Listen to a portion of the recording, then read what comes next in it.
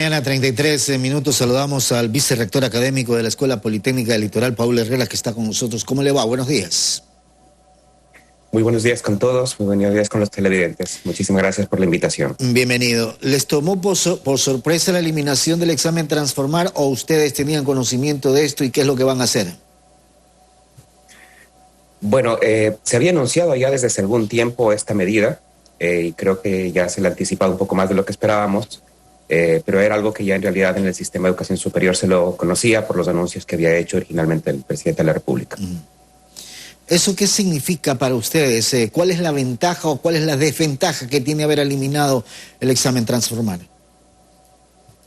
Bueno, habría que ver dos partes, ¿no? Por un lado, la Universidad de ESPOL, específicamente, nosotros siempre hemos mantenido nuestro propio sistema de admisión desde hace más de 5 décadas.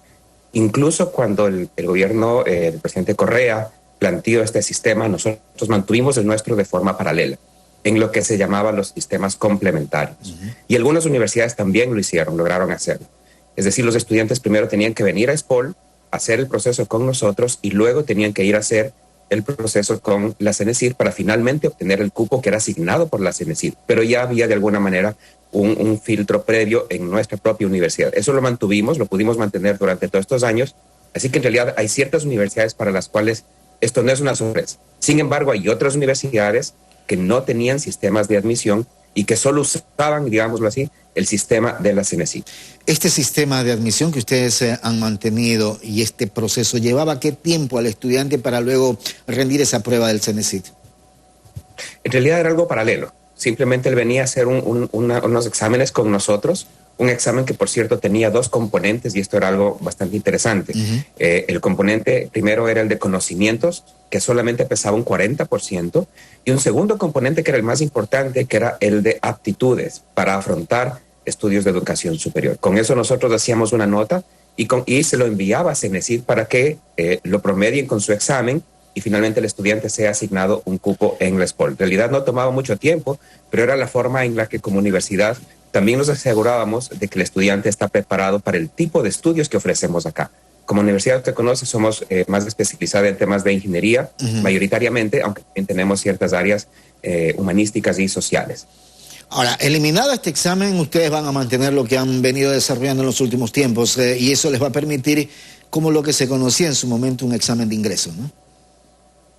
De hecho, sí, vamos a seguir haciendo lo que estábamos realizando por todos estos años y vamos a seguir mejorando. Hemos realizado algunas propuestas ya desde hace algún tiempo atrás, las cuales creemos que pueden ayudar, sobre todo a hacer algo que usted menciona en su pregunta anterior.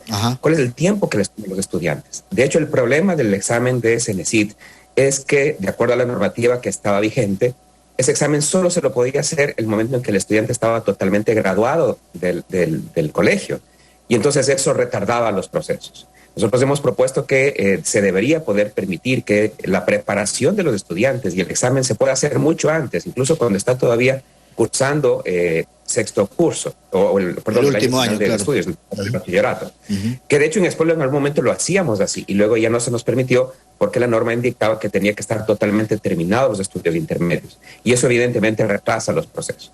Claro, de hecho, sí, se mantuvo en su momento gente que podíamos en esa época hacer nuestro examen o prepararnos para el examen de ingreso a la universidad mientras estudiábamos el último año del colegio.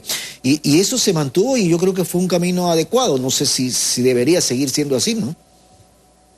Yo creo que debería ser así. Podemos comenzar mucho más antes la preparación del estudiante para que vaya a la universidad, de tal manera que cuando él termina la educación intermedia, en un periodo quizás no más allá de 3 meses o 4 meses, él ya puede insertarse en primer semestre de la universidad. Y eso es algo que no lo podíamos lograr mientras estaba el esquema de la CENESID funcionando.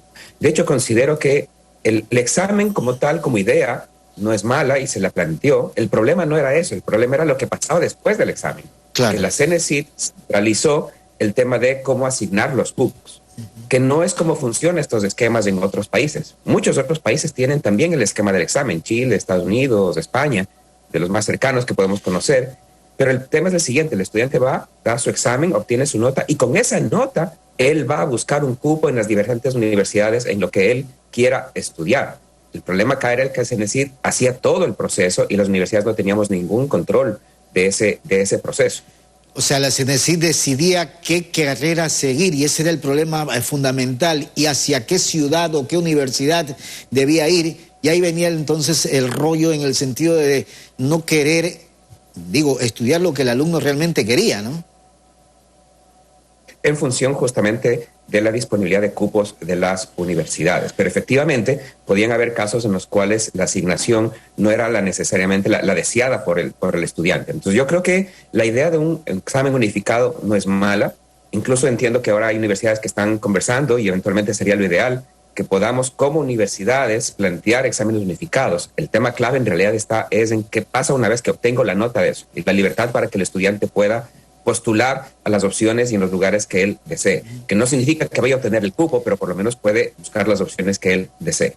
Ahora, estos cuestionamientos que se puedan generar o estas aportaciones que se puedan dar para tener lo que usted señala, ¿sería de alguna u otra manera viable en este sentido tal como están las cosas o no? Bueno, yo creo que la universidad, particularmente la pública, que es la que tiene que hacer este sistema de admisiones, ha madurado, ha mejorado también tecnológicamente y estamos en una situación distinta a la que se estaba quizás 15 años atrás, cuando se diagnosticó los problemas que efectivamente habían y se planteó este sistema. Entonces yo creo que el sistema está mucho más maduro, tiene más experiencia, sobre todo la pandemia también nos ha permitido desarrollar mucho el tema digital y entonces creo que podemos dar una respuesta. Ojalá que en los siguientes meses o días incluso puedan haber iniciativas conjuntas que puedan reducir la posibilidad de que el estudiante tenga que hacer muchos esfuerzos de admisiones. Pero creo que la universidad podemos afrontar este tema. Ahora, pues si no, las que tenemos algo de experiencia también podemos ayudar a las que no lo han tenido. ¿Y qué es lo que se viene con este tema de haberse eliminado el examen Transformar? Bueno, se va a tomar todavía por última vez.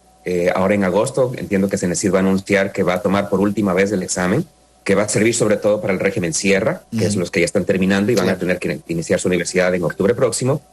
Y de ahí ya se elimina, para el caso de la costa, ya para el proceso que nosotros haríamos en diciembre, enero, para que los estudiantes ingresen en mayo próximo, ya sería el ejecutado propiamente por cada una de las universidades o por conjuntos o grupos de universidades. Creo que aquí incluso hay una oportunidad interesante de hacer procesos de admisión más específicos dependiendo del área de estudios. Recordemos que el examen que tomaba antes la CENESID era general para todos y era un examen de conocimientos además.